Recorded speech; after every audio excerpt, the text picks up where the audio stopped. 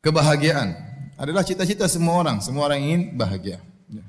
Dan dia merupakan topik pembahasan semua orang. Ya. Siapapun kedudukan dia, siapapun orangnya, dimanapun dia berada, semua mencari hal ini, mencari kebahagiaan. Dan terlalu banyak teori yang disampaikan oleh manusia. Ya. Masing-masing punya teori untuk meraih kebahagiaan. Di antara mereka ada yang memandang bahwasanya bahagia adalah dengan harta yang banyak. Maka dia pun menghabiskan waktu dan umurnya untuk mengumpulkan harta. Karena menurut dia orang yang bahagia adalah orang yang memiliki harta. Kalau punya harta bisa apa saja maka dia akan bahagia. Namun kenyataannya tidak semua orang kaya bahagia. Tidak pasti ada orang kaya bunuh diri, ya. Ada orang kaya stres, ada orang kaya bahkan saking kayanya mungkin gila. Ya, oleh karenanya ternyata orang kaya tidak harus bahagia. Ternyata kebahagiaan tidak berbanding lurus dengan kekayaan. Seandainya kebahagiaan berbanding lurus dengan kekayaan, maka semakin kaya semakin bahagia. Namun kenyataannya tidak demikian. Ya. Ya. Kalau kekayaan merupakan lambang kebahagiaan, maka harusnya Qarun adalah orang yang paling bahagia. Sebagian orang memandang bahwasanya kebahagiaan adalah dengan jabatan. Maka dia menghabiskan waktu dan umurnya, bahkan menghabiskan uangnya untuk meraih jabatan. Semakin dia meraih jabatan tinggi, dia merasa dia berada di puncak kebahagiaan. Menurut dia, kebahagiaan berbanding lurus dengan jabatan. Kenyataannya, apakah semua orang pejabat tinggi bahagia? Jawabannya tidak.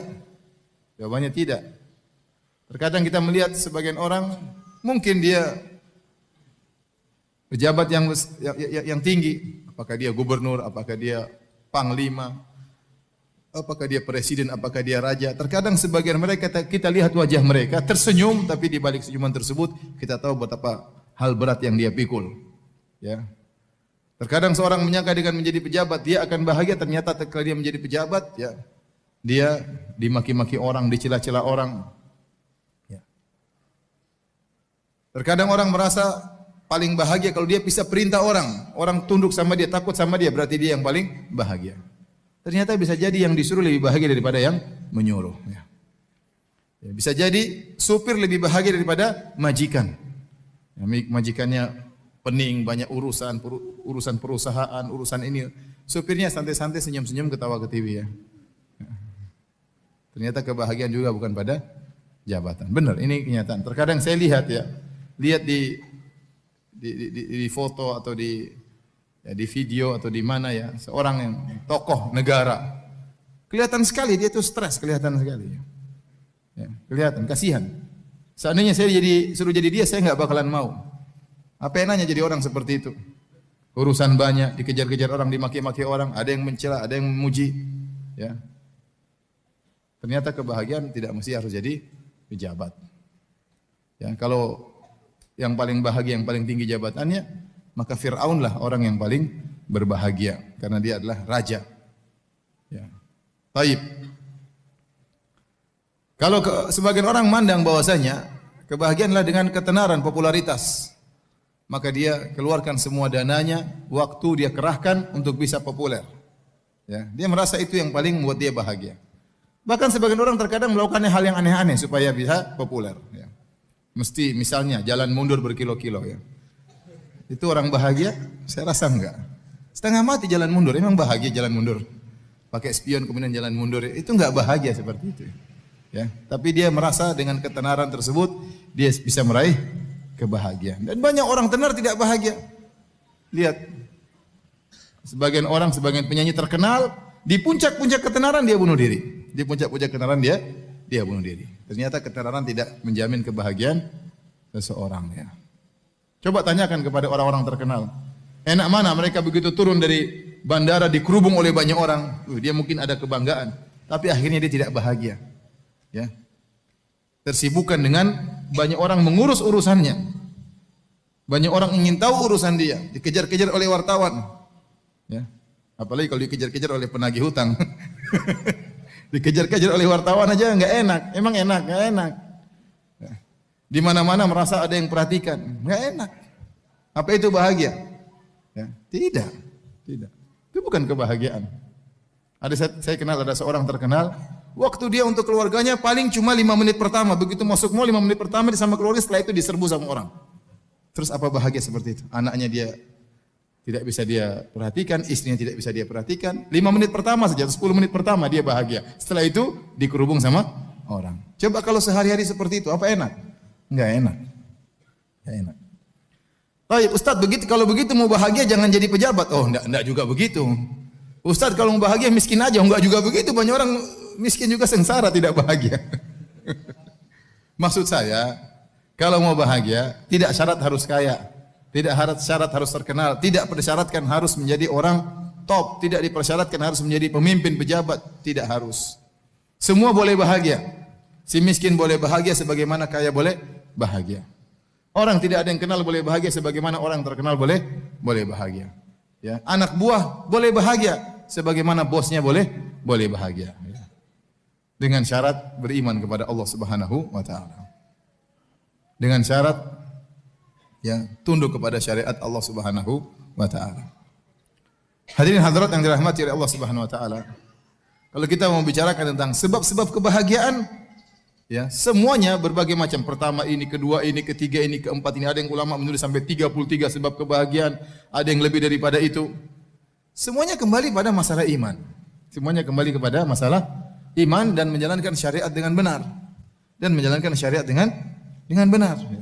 Barang siapa yang beriman dengan iman yang benar, bertauhid dengan tauhid yang benar, menjalankan syariat yang benar, maka dia yang bahagia. Dia yang ini secara umum. Allah Subhanahu wa taala berfirman dalam Al-Qur'an, kata Allah Subhanahu wa taala,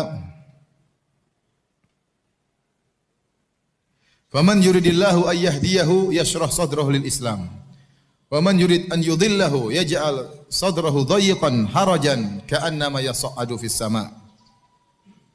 Kadzalika yaj'alu Allahu rijsa 'alal ladzina la yu'minun." Surat Al-An'am ayat 125. Surat Al-An'am ayat 125. Allah berfirman, barang siapa yang Allah ingin hidayah baginya, yashrah sadrahu lil Islam. Allah bukakan hatinya, lapangkan dadanya untuk Islam. Ya. Jadi orang semakin dia beriman, semakin Islamnya kuat, dadanya semakin apa? Semakin lapang. Bahagia itu kan tempatnya di hati. Bahagia tempatnya di hati. Bukan yang zahir, tapi tempatnya di hati. Ya. Tempatnya di hati. Ya.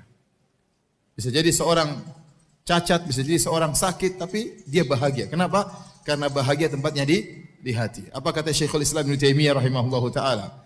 Ma yaf'alu a'da'u bi, apa yang diinginkan dilakukan oleh musuh-musuhku kepadaku? Jannati fi sadri, surgaku berada di dadaku. Mereka mau penjarakan saya, surgaku tak saya bawa. Jadi kata Ibnu Taimiyah demikian. Apa yang hendak mereka lakukan terhadap saya? Ingin menyiksa saya, ingin menjatuhkan saya, enggak ada masalah. Surgaku berada di mana? Di hatiku. Jadi kebahagiaan itu letaknya di hati. Kata Allah, "Wa man yuridillahu faman yuridillahu an yahdiyahu yashrah sadrahu lil Islam." Barang siapa yang Allah ingin berikan ya hidayah kepadanya, Allah lapangkan dadanya. Maka dia dadanya lapang, dia bahagia, tenang. Wa man yurid an yudhillahu, dan barang siapa yang Allah inginkan dia tersesat, yaj'al sadrahu dhayiqan harajan, maka Allah menjadikan dadanya sempit, sesak. Ka'annama yas'adu fis sama', seakan-akan dia berada menuju naik ke atas langit. Ya. Sebagian ulama menyebutkan ini perumpamaan Allah buat 1400 tahun yang lalu. Ya. Allah sebutkan hal ini. Ini perumpamaan cocok sama orang-orang kafir. Kita lihat orang-orang kafir, seakan-akan mereka di puncak kebahagiaan. Tatkala mereka hidup dengan sesuka mereka, syahwat mereka puaskan sehabis-habisnya. Ya. Kemudian mereka melakukan apa yang mereka kehendaki. Seakan-akan mereka hidup dengan kemewahan. Secara zahirnya demikian, tapi belum tentu mereka bahagia. Ya. Seperti orang yang naik di atas gunung. Kalau orang di atas gunung, kita lihat dari bawah, seakan-akan dia di daerah terbuka, bebas. Tapi ternyata dadanya sesak. Kata Allah, ka'annama yas'adu fis sama'.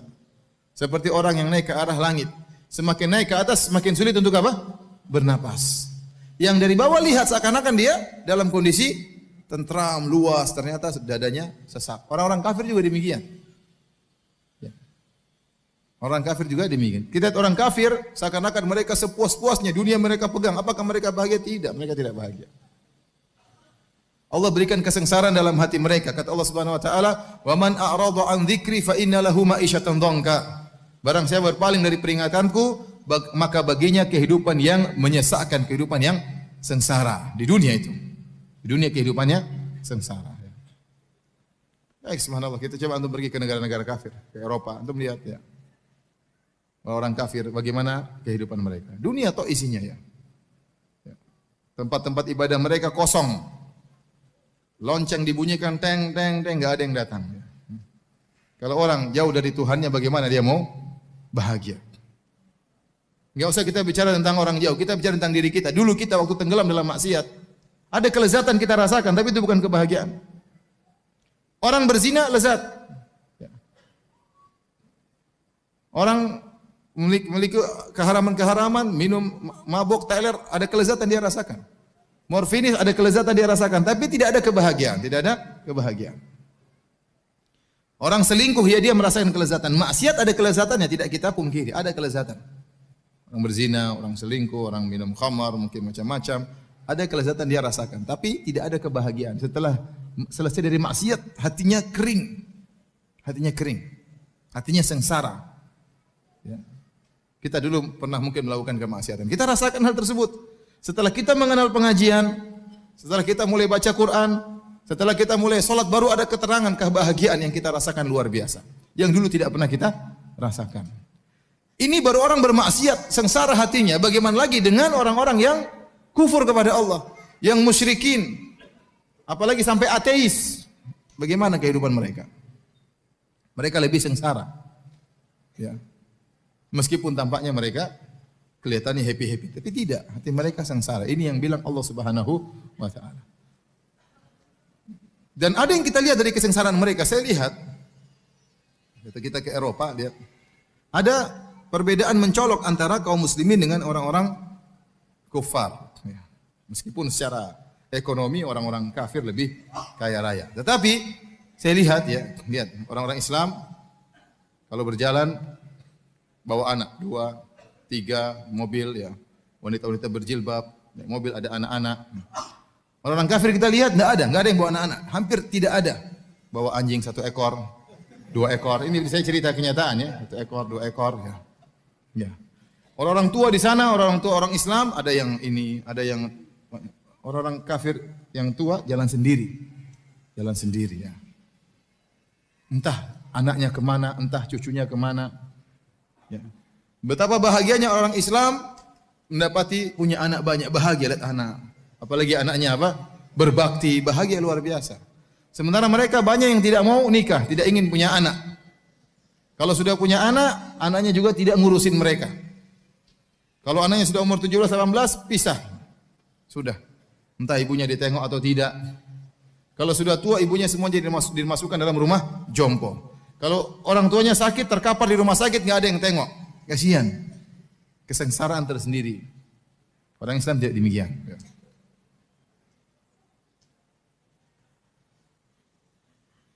Oleh karena para hadirin dan hadirat yang dirahmati Allah Subhanahu wa taala, orang Islam keluar tiap hari 5 waktu pergi ke masjid.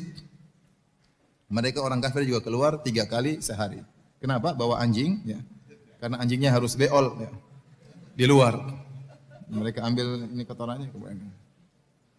Orang Islam di rumah, anak-anak kumpul semua, loncat sana, loncat sini, loncat sini. Mereka enggak, kasihan, kasihan. Padahal punya anak banyak itu nikmat luar biasa. Saya punya anak 5 saja, saya bahagia luar biasa. Bagaimana kalau anak saya 30?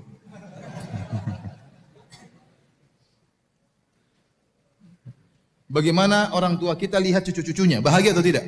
Bahagia orang tua, sampai tidak mau tinggal, maunya sama cucu-cucu. Kebahagiaan luar biasa. Ini orang tua sendirian, saya lihat kasihan banget. Sengsara itu, kesengsaraan. Bagaimana di akhir hayatnya hidup sendirian. Itu orang-orang non-muslim begitu. Ya. Jadi antum jangan terpedaya seakan-akan mereka hidup dalam kondisi mewah. Ente pergi ke sebagian negara, antum pergi ke sebagian negara yang coba antum enggak usah jauh-jauh, pergi ke Singapura. Bagaimana kehidupan mereka? Dunia terus tidak berhenti. Kenapa? Biaya hidup mahal. Orang punya rumah besar susah karena rumah mahal-mahal, rumahnya flat-flat kecil-kecil itu. Enak Indonesia, rumah murah, luas, mahal, apalagi mau lebih luas tinggal di kampung, jangan tinggal Jakarta. Kota besar semakin mereka terpacu untuk mencari dunia. Pergi pagi pulang malam, pergi pagi pulang malam, pergi pagi pulang malam, rumah sempit. Akhirnya apa? Stres. Anak-anak kena macam-macam penyakit. Apa enak? Jadi saya katakan bahwasanya ya, Allah memberikan kebahagiaan bagi orang beriman luar biasa yang tidak pernah dirasakan oleh orang-orang non-muslim. Hidup mereka sengsara meskipun tampaknya mereka happy. Teman-teman yang kerja di sebagian negara kafir cerita, jadi super Grab. Jadi ngantar-ngantar mereka. Sampai sering tanya, Ustaz gimana Ustaz? Saya sering bawa Grab, orang-orang kafir ini bawa ke bar. Jadi kalau sudah Jumat malam mereka sudah surga mereka. Pergi Jumat malam teler, pulang sudah kayak hewan sudah. Kayak teler-teler udah, apa zina, khamar, itu kehidupan mereka, kebahagiaan mereka di situ. Dan saya katakan itu bukan bahagia, itu kelezatan, benar. Minum khamar lezat, zina itu lezat, tapi itu bukan bahagia. Bahagia tempatnya di hati, bahagia tidak hilang. Bahagia tidak hilang. Ada pun itu cuma kelezatan jasmani seperti itu. Gonta-ganti pacar, suami istri, suaminya selingkuh, istrinya selingkuh. Sana tidak nikah, punya partner, ya, coba hidup tidak mau nikah. Banyak di antara mereka nggak mau nikah, partner saja punya partner, kumpul kebo, ya, nanti daftar ke mana ke RT, Pak ini kebo saya yang baru. Terkadang kebo ini sampai tua, terkadang kebonya setengah jalan diganti kebo yang lain. Dan itu banyak terjadi di sana. Apa kehidupan bahagia seperti ini? Mana kebahagiaan seperti ini? Sehingga banyak di antara mereka yang bunuh diri. Banyak, tidak kuasa. Hati mereka tidak kuat melihat, mendapati sedikit permasalahan, tidak kuat hati mereka. Karena mereka tidak beriman dengan Allah. Tidak beriman dengan takdir. Lemah kekuatan mereka. Iman tidak kuat. Sedikit-sedikit bunuh diri. Sedikit stres, sedikit obat penenang, sedikit-sedikit. Itulah kehidupan mereka. Itulah kehidupan mereka. Jadi antum jangan terpedaya. Lihat orang. Lebih bahagia antum. Ya. Lebih bahagia antum. Ya. Sekali lagi, jadi kalau kita berbicara tentang sebab-sebab kebahagiaan, maka semuanya bermuara pada beriman kepada Allah dan menjalankan syariat Allah Subhanahu wa taala. Semakin kita beriman kepada Allah, semakin menjalankan syariat Allah, maka Allah akan berikan kebahagiaan kepada kita. Tapi kita ingin rinci ya, agar lebih mudah dipahami, apa sih sebab-sebab kebahagiaan tersebut? Yang pertama saya bilang, sebab utama seorang bahagia tatkala dia mengikhlaskan ibadahnya karena Allah. Tatkala dia memurnikan tauhidnya, itu orang paling bahagia. Tatkala dia menggantungkan hatinya seluruhnya kepada Allah Subhanahu wa taala. Tatkala dia tawakalnya kepada Allah Subhanahu wa taala. Dia yakin bahwasanya kebahagiaan dia Allah yang menjamin. Dia yakin rezeki dia Allah yang menjamin. Dia tahu bahwasanya segala sesuatu Allah yang menentukan. Maka selalu dia menggantungkan hatinya kepada Allah Subhanahu wa taala. Orang ini paling bahagia. Orang ini paling bahagia. Apapun kondisinya, kaya, miskin, terkenal, enggak terkenal, pejabat atau bawahan, kalau tauhidnya semakin mantap, maka dia semakin bahagia. Kata Allah Subhanahu wa taala, "Alladzina amanu wa lam yalbisu imanahum bidzulmin, ulaika lahumul amnu." Orang-orang yang beriman dan tidak mencampurkan keimanannya dengan kesyirikan, ulaika lahumul amnu, maka bagi mereka keamanan, ketentraman. Ulaika la amnu, ulaika lahumul amnu. Amnu itu ketentraman, kenyamanan. Wahum muhtadun, dan mereka mendapat hidayah. Semakin Anda menguatkan tauhid Anda akan semakin tentram, semakin aman, semakin nyaman. Itu sudah. Nah, kita katakan tauhid berbanding lurus dengan kebahagiaan. Sudah jelas itu. Tauhid berbanding lurus dengan kebahagiaan. Semakin Anda pelajari tauhid dengan baik, semakin Anda mengenal siapa Tuhan Anda, semakin Anda tidak mengharapkan pujian dari manusia, semakin Anda tidak mengharapkan sanjungan dari manusia, semakin ikhlas, semakin Anda menyembunyikan amalan Anda yang tahu hanyalah Allah, berarti Anda bahagia. Berarti Anda fokus kepada Allah, Allah akan fokus sama Anda. Allah akan fokus sama Anda. Ya, jadi ini sebab utama bertauhid kepada Allah Subhanahu wa taala. Orang semakin ria, semakin sengsara. Semakin mencari perhatian manusia, semakin disanjung oleh manusia, dia semakin sengsara.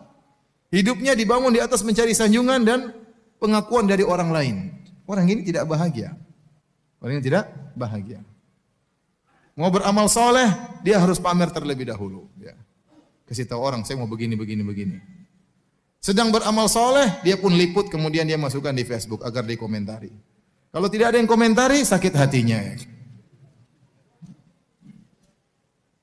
Jadi, kalau ingin bahagia, orang paling ikhlas itu orang paling bahagia. Maka latih diri Anda untuk ikhlas. Jangan suka ceritakan amalan perbuatan sendiri. Sebisa mungkin, kita boleh ceritakan kalau ada maslahatnya, untuk motivasi, misalnya untuk ada maslahat, nggak apa-apa. Tapi hukum asalnya seorang berusaha menyembunyikan amal solehnya. Semakin dia bertauhid, semakin dia ikhlas, semakin dia bertawakal kepada Allah, semakin dia menggantungkan hatinya kepada Allah, ya, maka dia akan bahagia. Allah akan berikan dia kebahagiaan. Baik. Di antara sebab-sebab kebahagiaan, terutama di zaman now, ya, zaman sekarang yang di mana media sosial begitu luar biasa gencarnya, dengan berbagai macam bentuknya dan fiturnya, ya. Subhanallah, ya. Kita benar-benar diserang oleh media sosial, ya. Sehingga orang akhirnya ketergantungan dengan media sosial. Benar-benar HP itu adalah jantungnya. Kalau dia pergi dari rumah HP tidak dia bawa, dia bingung. Dia pulang lagi harus bawa HP. Kalau istrinya ketinggalan nggak ada masalah. Jangan sampai HP-nya ketinggalan. Jadi benar-benar seorang terbelenggu dengan media sosial. Ada Facebook, ada Twitter, ada Instagram, ya. Ada apa lagi? Telegram, apa lagi? Telegram ada tidak? Apa? Coba, Facebook terus apa? Instagram terus, Twitter terus, YouTube. WhatsApp jangan, WhatsApp saya juga suka.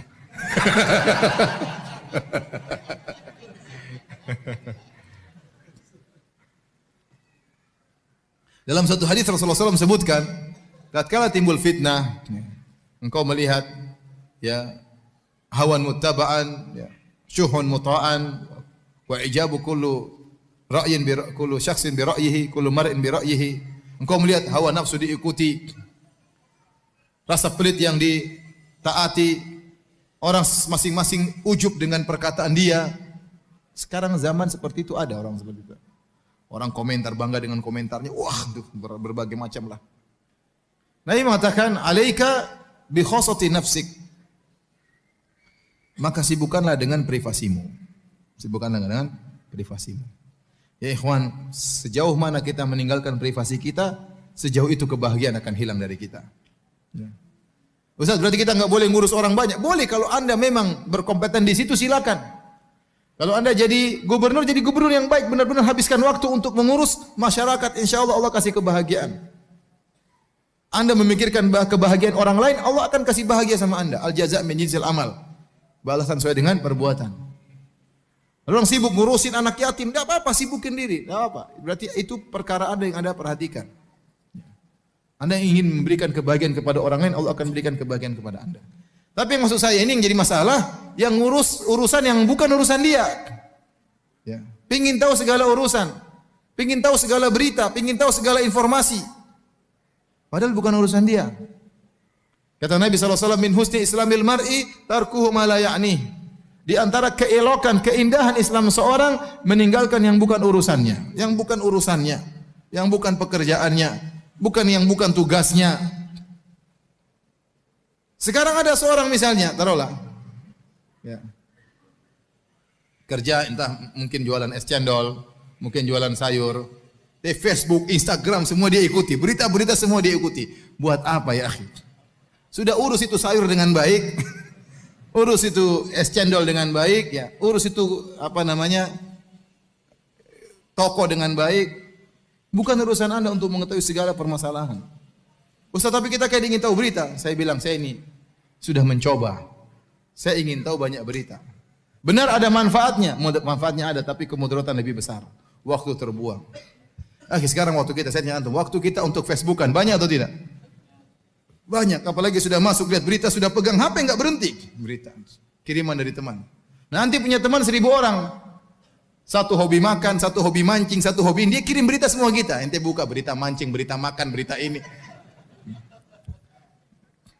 Berita kecantikan, berita kue, berita jualan, berita online, berita politik, ya, berita kesehatan.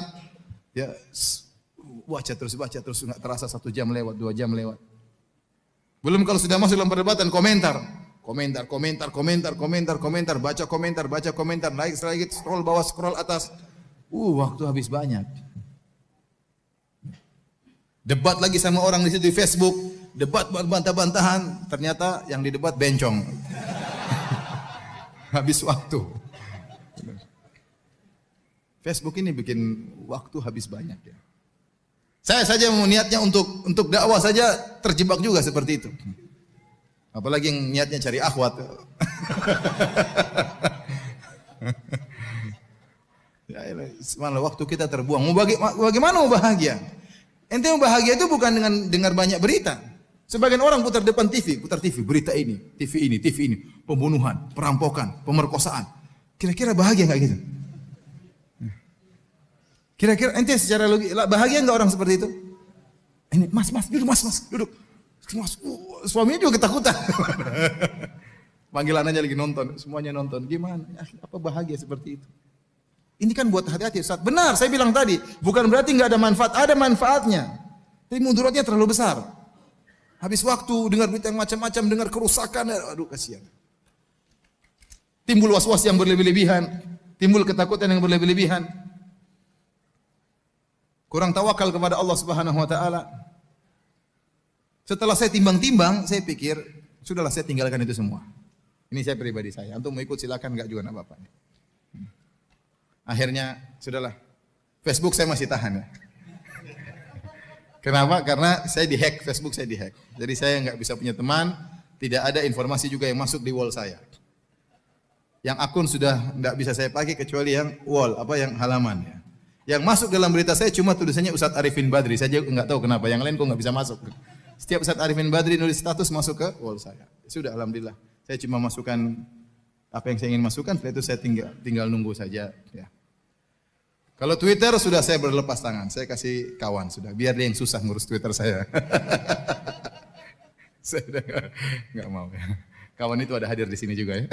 Selamat berjuang. Dulu saya suka Twitter, lihat sini berita Saudi, berita ini, berita senang Indonesia macam-macam. Ya subhanallah. Saya berkesimpulan kalau ada sesuatu yang penting akan sampai juga kepada saya. Daripada saya mencari yang penting di antara 100 yang tidak penting. Cek satu-satu. Belum tentu penting bagi saya. Kalau ada yang penting pasti ada yang kasih Ustaz, ada kejadian ini ya udah.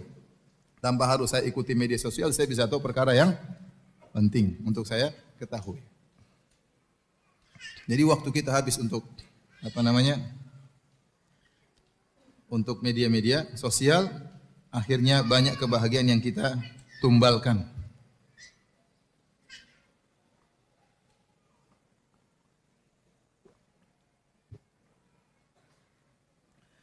Jadi hadirin dan hadirat yang dirahmati oleh Subhanahu wa taala, waktu untuk Facebook banyak terbuang, untuk Twitter banyak terbuang, untuk WhatsApp juga banyak terbuang. Saya ingatkan kepada para ikhwan, jangan terlalu banyak grup dalam WhatsApp. Bahkan meskipun grup dakwah sampai 20 ngapain banyak-banyak. Cari grup dakwah yang penting yang bisa kita ambil manfaat. Bikin grup ini. Hanya tungtang. Mau bangun tidur meroja WhatsApp, tungtang sampai ngantuk. Bangun tidur belum lagi baca doa tidur sudah WhatsApp lagi, tungtang. Subhanallah, habis waktu. Nah, kalau Anda waktu sudah tersisa, sekarang orang punya grup 20, kira-kira sibuk atau tidak? Sibuk, luar biasa sibuk. Grup rumah sunnah. Grup apa lagi? Grup kajian 1, grup kajian 2, grup kajian 3, grup DKM 1, grup DKM 2. Grup poligami. Apalagi grup poligami. Komentar nggak bisa habis tapi nggak ada praktek, cuma karena